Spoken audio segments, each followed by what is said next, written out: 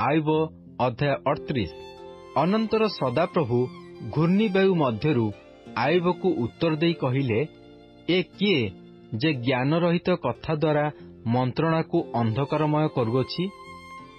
ଏବେ ତୁମ୍ଭେ ବୀର ପରି ଆପଣା କଟି ବାନ୍ଧ, କାରଣ ଆମ୍ଭେ ତୁମ୍ଭକୁ ପ୍ରଶ୍ନ କରିବା ଓ ତୁମ୍ଭେ ଆମ୍ଭକୁ ବୁଝାଇ ଦିଅ।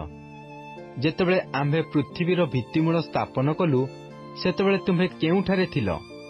ବୁଦ୍ଧି ଥିଲେ ବୁଝାଇ ଦିଅ। ତୁମ୍ଭେ କି ଜାଣ, କିଏ ତହିଁର ପରିମାଣ ନିରୂପଣ କଲା?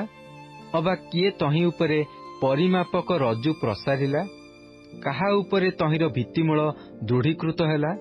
ଅବା ପ୍ରଭାତୀୟ ନକ୍ଷତ୍ରଗଣ ଏକ ସଙ୍ଗେ ଗାନ କରିବା ବେଳେ ଓ ପରମେଶ୍ୱରଙ୍କ ସନ୍ତାନଗଣ ଆନନ୍ଦରେ ଜୟଧ୍ୱନି କରିବା ବେଳେ କିଏ ତହିଁର କୋଣ ପ୍ରସ୍ତର ବସାଇଲା?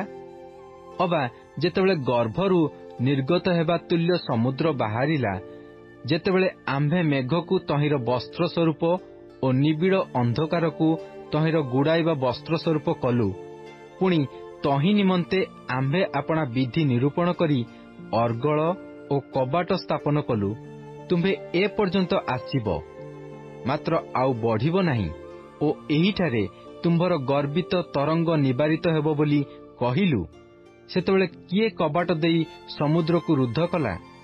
ଯେପରି ପ୍ରଭାତ ପୃଥିବୀର ପ୍ରାନ୍ତ ପର୍ଯ୍ୟନ୍ତ ଅବଲମ୍ବନ କରିବ ଓ ଦୁଷ୍ଟମାନେ ପୃଥିବୀରୁ ଝଡ଼ି ପଡ଼ିବେ, ଏଥିପାଇଁ ତୁମ୍ଭେ କି ଆପଣା ଦିନର ଆରମ୍ଭଠାରୁ ପ୍ରଭାତକୁ ଆଜ୍ଞା ଦେଉଅଛ ଓ ଅରୁଣକୁ ତହିଁର ଉଦୟସ୍ଥାନ ଜଣାଇଅଛ?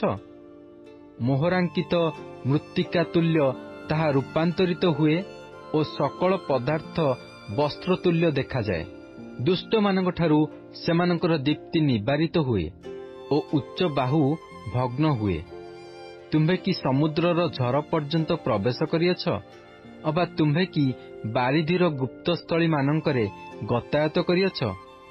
ତୁମ୍ଭ ନିକଟରେ କି ମୃତ୍ୟୁର ଦ୍ୱାର ସବୁ ପ୍ରକାଶିତ ହୋଇଅଛି? ଅବା ତୁମ୍ଭେ କି ମୃତ୍ୟୁଛାୟାର ଦ୍ୱାର ସବୁ ଦେଖିଅଛ? ତୁମ୍ଭେ କି ପୃଥିବୀର ବିସ୍ତୃତି ବୁଝିଅଛ? ଏସବୁ ଯେବେ ଜାଣ, ପ୍ରକାଶ କର। ଦୀପ୍ତିର ବାସସ୍ଥାନକୁ ପଥ କାହିଁ ଓ ଅନ୍ଧକାରର ସ୍ଥାନ କେଉଁଠାରେ? ତୁମ୍ଭେ କି ତହିଁର ସୀମାକୁ ତାହାକୁ ନେଇପାର ଓ ତହିଁର ଗୃହ ପଥ କି ଚିହ୍ନିପାର? ସନ୍ଦେହ ନାହିଁ, ତୁମ୍ଭେ ଜାଣ, କାରଣ ସେତେବେଳେ ତୁମ୍ଭେ ଜନ୍ମ ହୋଇଥିଲ ଓ ତୁମ୍ଭ ଦିନର ସଂଖ୍ୟା ବହୁତ।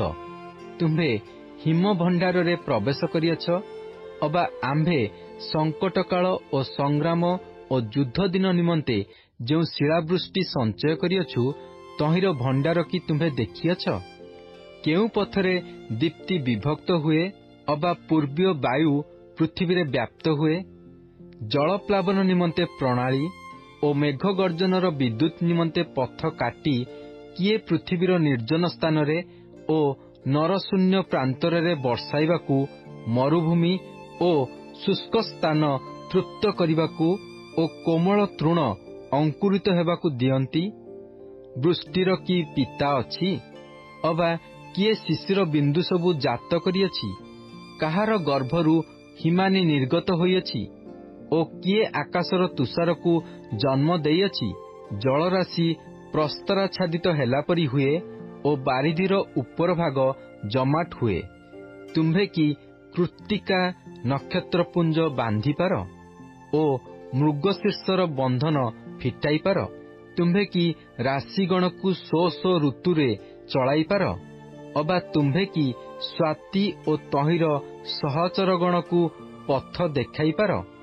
ତୁମ୍ଭେ କି ଆକାଶମଣ୍ଡଳର ବିଧାନ ସବୁ ଜାଣ? ତୁମ୍ଭେ କି ପୃଥିବୀରେ ତହିଁର କର୍ତ୍ତୃତ୍ୱ ସ୍ଥାପନ କରିପାର? ଯେପରି ଅପାର ଜଳ ତୁମ୍ଭକୁ ଆଚ୍ଛନ୍ନ କରିପାରିବ, ଏଥିପାଇଁ ତୁମ୍ଭେ କି ମେଘ ପର୍ଯ୍ୟନ୍ତ ଆପଣା ରବ ଉଠାଇପାର? ବିଦ୍ୟୁତ୍ମାଳା ଯେପରି ଯିବେ ଓ ତୁମ୍ଭକୁ କହିବେ, ଆମ୍ଭେମାନେ ଏଠାରେ ଅଛୁ, ଏଥିପାଇଁ କି ତୁମ୍ଭେ ସେମାନଙ୍କୁ ପଠାଇପାର? କିଏ ଅନ୍ତରେ ଜ୍ଞାନ ସ୍ଥାପନ କରିଅଛି? ଅବା ମନକୁ କିଏ ବୁଦ୍ଧି ଦେଇଅଛି? କିଏ ଜ୍ଞାନ ଦ୍ୱାରା ମେଘମାଳ ଗଣନା କରିପାରେ? ଧୂଳି ରାଶିକୃତ ହୋଇ ଟେଳା ବାନ୍ଧିବା ବେଳେ କିଏ ଆକାଶସ୍ଥ କୁମ୍ପା ସବୁ ଢାଳି ଦେଇପାରେ? ତୁମ୍ଭେ କି ସିଂହୀ ପରି ଶିକାର ଖୋଜିବ? ଅବା ଯୁବା ସିଂହମାନେ ଆପଣା ଆପଣା ଗୁହାରେ ଶୟନ କଲାବେଳେ ଓ ଛକି ବସିବା ପାଇଁ ଗୁପ୍ତ ସ୍ଥାନରେ ଥିବାବେଳେ ତୁମ୍ଭେ କି ସେମାନଙ୍କ କ୍ଷୁଧା ନିବାରଣ କରିପାର?